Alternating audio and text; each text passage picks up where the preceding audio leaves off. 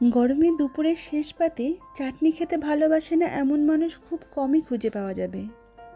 নমস্কার, দ্য বেঙ্গল ডিলিশিয়াসের রান্নাঘরে আমি তনুজা আপনাদের সকলকে স্বাগত জানাই। দুপুরের শেষ পাতে আমরা সকলেই চাটনি খেতে ভালোবাসি, আর যদি হয় সেটা টকটক মিষ্টি মিষ্টি চাটনি, তবে তার কথাই নেই। আমার আজকের রেসিপি চালতার টক বা চাটনি। চালতা কেটে নেওয়া থেকে চাটনি তৈরি করা পুরোটাই আমি কিভাবে তৈরি করি সেটা দেখে নেওয়া যাক। প্রথমেই আমি চালতাটাকে কেটে নেব। চালতাটাকে দুভাগ করে কেটে নিয়েছি। এবার একটি ভাগকে দুফালি করে নেব। উপরের দিকে কিছুটা অংশ কেটে নিচ্ছি, তাতে করে চালতার এক একটি পার্ট খুলে নেওয়া যাবে। ভেতরের বীজের অংশটা ফেলে দেব। চালতার পার্টগুলো খুলে নিয়েছি।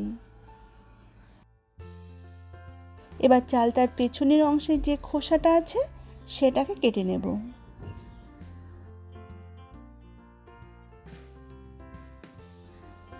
এবার সরু সরু করে চালতাগুলোকে কেটে নেব।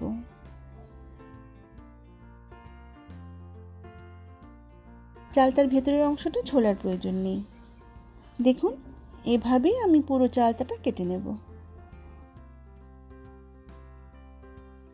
দেখুন, আমি পুরোটা কেটে নিয়ে ধুয়ে পরিষ্কার করে নিয়েছি। এবার চালতাগুলোকে একটু থেতো করে নেব।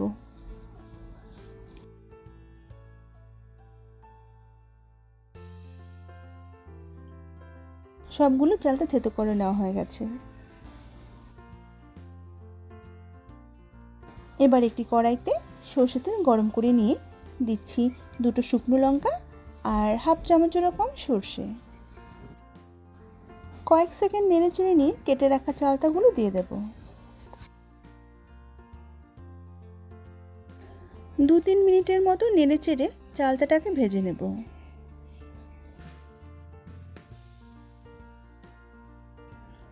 দিয়ে দিচ্ছি স্বাদ অনুযায়ী নুন আর সামান্য হলুদ গুঁড়ো।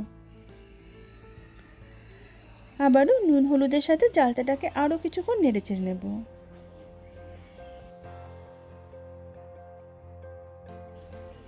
দিয়ে দিলাম পরিমাণ মতো জল।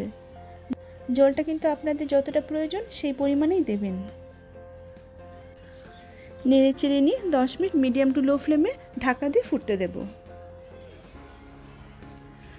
10 মিনিট পর ঢাকা তুলে নিচ্ছি।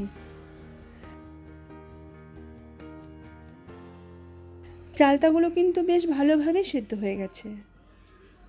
এবার দিয়ে দেব চিনি। আমি 1 বাটির একটু কম চিনি দিয়েছি। আপনারা আপনাদের পছন্দ মতো মিষ্টিটা কম বা বেশি, যেমনটা মিষ্টি খেতে ভালোবাসেন সেই পরিমাণে চিনিটা দেবেন। আবারও ঢাকা দিয়ে আরও 10 মিনিট ফুটিয়ে নেব। 10 মিনিট পর ঢাকা তুলে নিলাম। আমাদের চালতার টক বা চাটনি অলমোস্ট তৈরি। ঢাকা না দিয়ে আরও 5 মিনিট ফুটিয়ে নিয়ে গ্যাসের ফ্লেম অফ করে দেব। আমাদের চালতার টক বা চাটনি একদম তৈরি। আমার আজকের ভীষণই সহজ চালতার টক বা চাটনির রেসিপি আপনাদের কেমন লেগেছে অবশ্যই জানাবেন। আজকের মতো এই পর্যন্তই। সকলেই ভালো থাকুন আর সকলকে ভালো রাখুন। ধন্যবাদ।